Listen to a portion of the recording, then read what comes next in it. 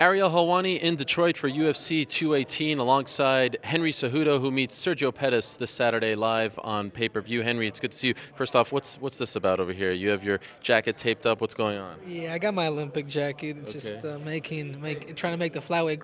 Henry, you can't address us, Henry. Oh, wow. I have to address you as the Olympic champ.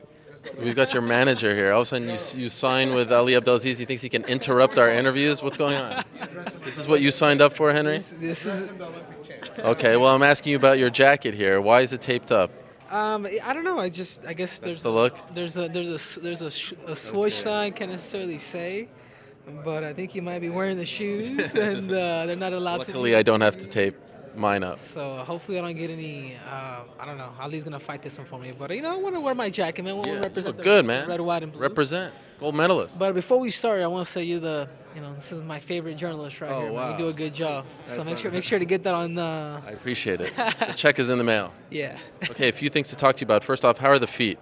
Of course, yeah. They're good. All healed up. Yeah, all healed up. It just it took about a couple of weeks for them to kind of. I had to fight through it.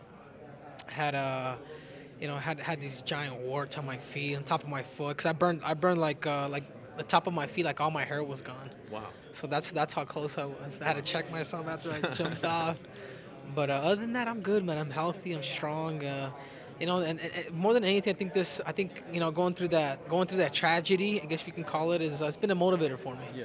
So I'm not here to play the victim, but if anything, I think I'm motivated by it. Feel like a different person? A little bit. You cherish life a little bit more. It's it feels good to be here to this nice little ballroom, I guess what it is. It feels good. It feels good to be alive, honestly. Does this kind of feel like deja vu? I mean, in May you were doing the same thing, sitting across from the guy. You're about to face off. Of course, the fight didn't come to fruition because of the hand. But does it feel like it's old hat now with him? Yeah, I think so. And I think he knows that. Cause I could have pulled out because of the fire. But you know what? I told him, and I thought about it. I said, you know what? I owe you one. And I told him that personally. You reached out to him? Yeah, I reached out to him. I said, you know what? I owe you one, bro. And I saw him in Vegas. I said, you know what? I owe you one. I says, I'll do whatever I can, man, to make this fight happen. And sincerely, man, my hand was hurt, man. I couldn't. It was hard for me to open the doorknobs and things like that. Open my toothpaste bottle. Wow. And I still try to fight, but it's just I respected dude, and I knew I had to be 100. But now I'm 100, and I'm excited for this fight. So it's an interesting time at flyweight because you're doing so well, and I feel like there's some momentum now with people wanting to see maybe you fight DJ because you've gone a lot better, you've improved, you've developed a bit of a new style with the karate style, but you have T.J. Dillashaw who's trying to get that fight with DJ as well. So what do you think you're fighting for in this fight? Man, hopefully the winner of this fight fights for the belt, man. I want to fight for the belt. Demetrious, like if anything, I don't know. I don't mind the idea of maybe I can welcome T.J. Dillashaw to the flyweight division. I'm not afraid.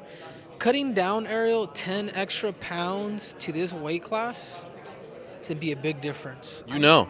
I know, because I'm a big 25er, and I know what it's like to cut 10 pounds, an extra 10 pounds on top of that. And personally, I think DJ would easily get the win. How's the cut this time? Good. I'm good. I'm healthy. Like I said, man, it took me a while to process. It always hurts. It always sucks, but that's for everybody. Right. But I'm able to recover. I feel good. I'm only about 8 over now. Okay. Hydrated, so. Cut tonight, cut tomorrow, and that's it. Make weight and fight on Saturday. By the way, I didn't get a chance to ask you this when you were on the show, but what did you think of DJ's finishing move against Ray Borg?